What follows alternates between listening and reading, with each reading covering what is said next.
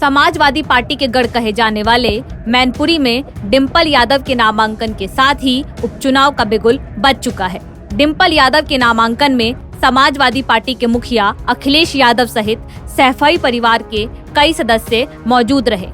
डिंपल यादव का यह 5वां लोकसभा चुनाव है और इस चुनाव में समाजवादी पार्टी के लिए मुलायम सिंह की विरासत बचाने की चुनौती भी है। सपा का गढ़ होने के बावजूद भी मैनपुरी क्यों सैफई परिवार के लिए साख का सवाल बन गया है, इस रिपोर्ट में हम आपको वो सारे समीकरण बताएंगे। सीटों का जातीय समीकरण। मैनपुरी में कुल 5 विधानसभाएं हैं, जिसमें मैनपुरी, भोगांव, किसनी, जसवंत नगर और करहल है।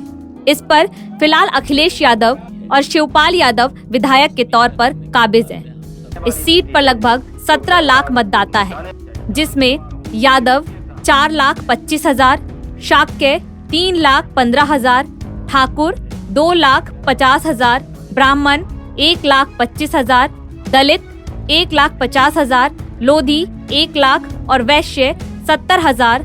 साथ ही मुस्लिम मतदाता 45,000 के आसपास हैं।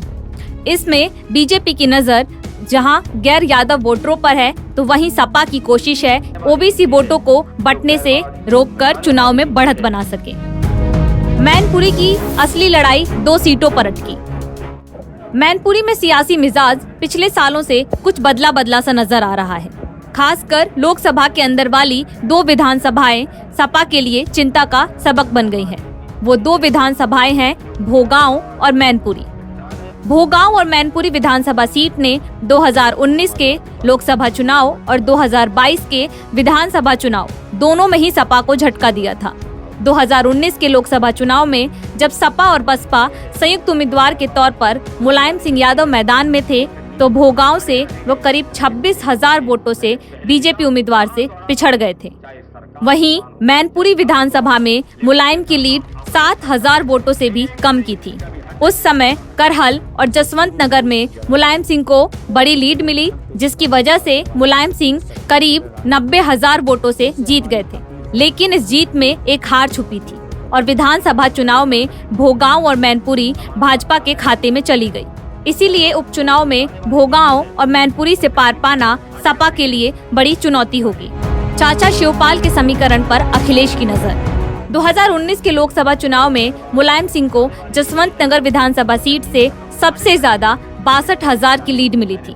अगर इस चुनाव में अभी चाचा शिवपाल परिवार का साथ दे देते हैं, तो इसका फायदा सीधे तौर पर डिंपल यादव को हो सकता है। और अगर नाराज चाचा शिवपाल यादव इस चुनाव में थोड़े भी राजनीतिक समीकरण बदलने की कोशिश करते हैं, तो इसका फायदा सीधे तौर पर बीजेपी को मिलेगा। इस लिहाज से चाचा के समीकरण को साधना अखिलेश के लिए बेहद अहम होगा। शाक्य समीकरण। मैनपुरी में यादव वोटर के बाद शाक्य वोटरों की संख्या दूसरे नंबर पर है। ऐसे में अगर यादव वोटर के बाद शाक्य वोटर इस बार सपा के साथ आ जाते हैं, तो डिंपल के लिए ये चुनावी डगर आसान हो जाएगी। इसी राजनीति समीकरण को साधने के लिए समाजवादी पार्टी ने उपचुनाव से ठीक पहले अपने पुराने जिला अध्यक्ष को बदलकर आलोक शाक्य को नया जिला अध्यक्ष बनाया। दरअसल पिछले चुनाव में बीजेपी शाक्य को अपने साथ जोड़ने में सफल रही थी। इसीलिए राजनीतिक गलियारों में भी चर्चा है कि अगर बीजेपी अपर्णा यादव को उम्मीदवार नहीं बनाती है, तो जरूर तो किसी शाक्य को चुनाव मैदान में उतारेगी। मैनपुरी सीट से अभी बीजेपी ने अपने उम्मीदवार का ऐलान नहीं किया है।